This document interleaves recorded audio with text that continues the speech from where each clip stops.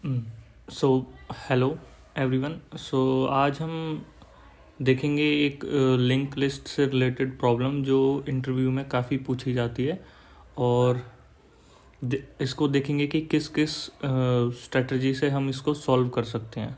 जैसे कि आप स्क्रीन पे देख रहे हैं, ये मैंने पहले से राइट करके लिख रखा है।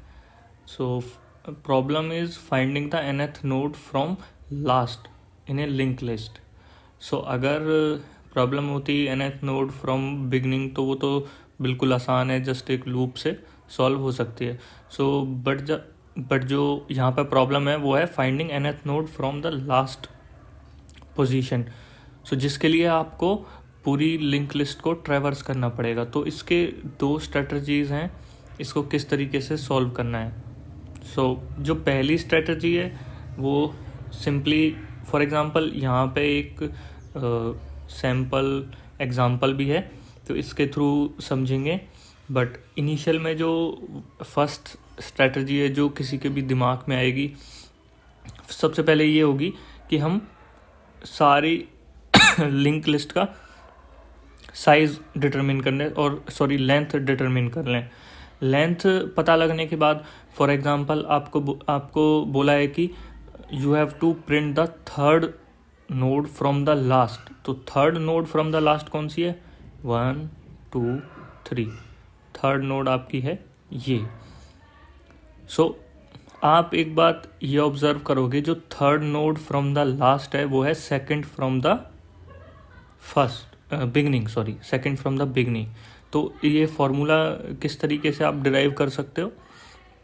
तो सपोज इसकी लेंथ है 1 2 3 4, इसकी लेंथ है टोटल 4, और आपको फाइंड आउट क्या करना है? nth node from the last. तो आप क्या करोगे? 4 में से nth node from the last इसको माइनस करोगे और +1, तो ये आपका हो जाएगा। सो जो आपकी nth node from the last होती है वो होती है total minus nth +1 from the beginning. Alright. So यहाँ पे आपके पास ये 4 लिंक लिस्ट में आपके पास टोटल नंबर ऑफ नोड्स तो इनिशियल में आपको नहीं पता होता, ये तो फाइंड आउट करना होता है। सो हमें इस 4 को फाइंड आउट करना पड़ेगा। उसके बाद हम इस फॉर्मूले को लगा के फ्रॉम द बिगनिंग उसे फैच कर सकते हैं उस डेटा को। सो ये है स्ट्रेटजी नंबर 1। सो इसके अंदर आपको सबसे पहले find the number of nodes in the list, then you have to visit total minus nth from the last +1, like this. ये आपको फॉर्मूला अप्लाई करना पड़ेगा। तो इसके अंदर प्रॉब्लम ये है कि ये स्लाइटली इनएफिशिएंट अप्रोच है, इससे भी बेटर अप्रोच हम अप्लाई कर सकते हैं। इसके अंदर लगभग 2 इटरेशंस लग रही हैं। क्यों? क्योंकि एक इटरेशन में आपने लेंथ फाइंड आउट करी, एक इटरेशन में आप उस नोड को अप्रोच करोगे जिसका डेटा प्रिंट कराना है।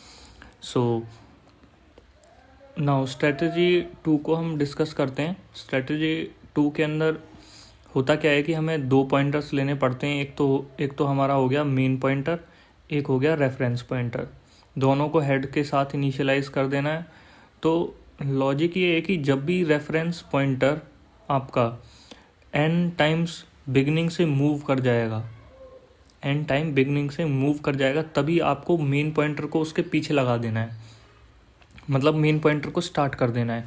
सो जब भी reference pointer total number of nodes को विजिट कर लेगा, मतलब एंड तक पहुंच जाएगा, जब वो नल को पॉइंट कर रहा होगा, तो जो आपका मेन पॉइंटर है वो nth फ्रॉम द लास्ट को पॉइंट कर रहा होगा। अब इसमें लॉजिक क्या था?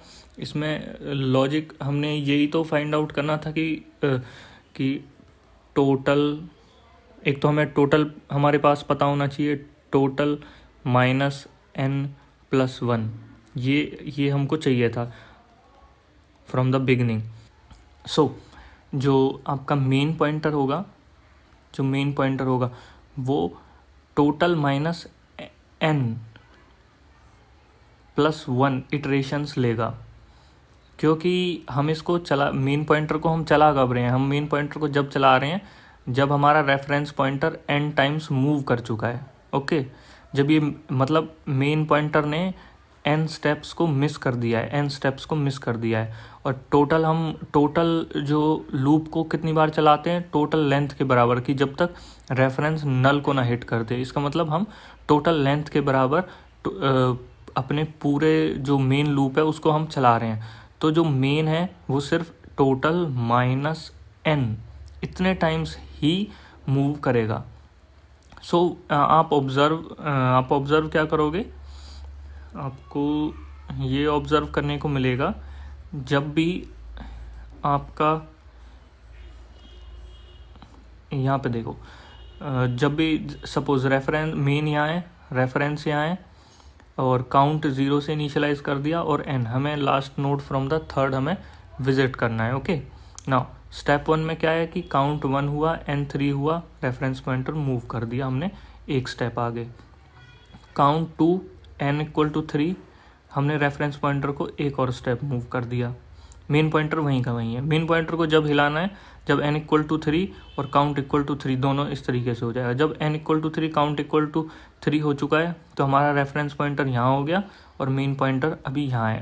अब इस पॉइंट के बाद हमें मेन पॉइंटर को मूव कराना है। सो जैसे ही काउंट = 4 हुआ, c = 4 हुआ, हमने मेन पॉइंटर को मूव कराया और रेफरेंस पॉइंटर को भी मूव कराया। तो ये हमारी एंडिंग कंडीशन थी। जैसे ही रेफरेंस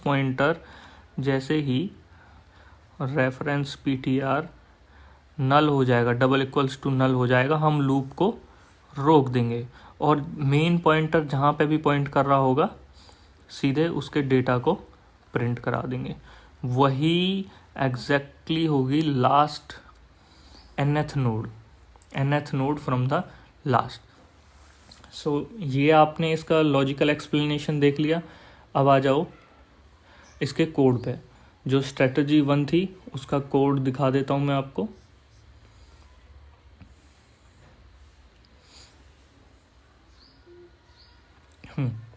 सो स्ट्रेटजी 1 का कोड ये है। तो इनिशियल में हमें जो लेंथ फाइंड आउट करनी थी वो एक लूप के थ्रू हमने लेंथ फाइंड आउट कर ली। देन उसके बाद ये कंडीशन है, सपोज अगर आप बोलते हो आपकी 4 लेंथ है लिंक लिस्ट की और आप बोलते हो कि print the 5th from the last, so वो तो पॉसिबल नहीं है ना। So if your demand is greater than the length of the link list then it is an irrelevant case, then you should return. So यहाँ पे आप return कर जाओगे। सो अगर ऐसा कुछ नहीं है तो इसके आगे बढ़ो। तो एक हेड को सेव कर लो टेम्परेरी में और फिर जैसे ही आपके पास लेंथ निकल जाएगी आपको पता है कि आपको कितना टाइम्स मूव करना है। टोटल लेंथ -n + 1 टाइम्स आपको बिगनिंग से मूव करना है और उसके डेटा को प्रिंट करा देना है सिंपली। सो ये लूप आपका इतने टाइम्स चल रहा है ये। सो टेम्प को फिर आपने यहाँ प्रिंट करा दिया। तो ये तो सिंपल सी स्ट्रेटजी 1 थी जिसमें 2 इटरेशंस लगते हैं आपके। सो ये स्ट्रेटजी 2 का कोड है। इसमें जैसे कि हमको 2 पॉइंटर्स की नीड थी तो यहाँ पे हमने इसको इनिशियलाइजेशन कर दी। ओके, सो एंड काउंट को इनिशियलाइज कर दिया इधर और यहाँ पे हमने देखा कि ये कंडीशन चेक कर ली कि लिंक लिस्ट एग्जिस्ट करती भी है कि नहीं। अगर लिंक लिस्ट का साइज़ 0 है तो ये इससे यहाँ पे कंडीशन फॉल्स हो जाएगी और फिर ये रिटर्न हो जाएगा, मतलब आगे नहीं बढ़ेगा। तो ये जस्ट एक बाउंड्री कंडीशन को चेक करने के लिए। Now while count is less then n, यहाँ पे क्या हो रहा है, यहाँ पे हम वही सेम लॉजिक जो हमारा रेफरेंस पॉइंटर था उसको n टाइम्स मूव करवा, n टाइम्स उसको रन कर देते हैं कि क्योंकि इसको n टाइम्स रन करने के बाद ही हमें अपना मेन पॉइंटर चलाना है। तो ये वो वाला कोड हो गया। नाउ इधर हम चेक कर लेते हैं। ये एक सिंपल सा एक केस है। फॉर एग्जांपल कि अगर आपको n टाइम्स रन करने के बाद, और हाँ ये वाली कंडीशन क्यों है इसके अंदर, if reference pointer is equals to null then you have to return.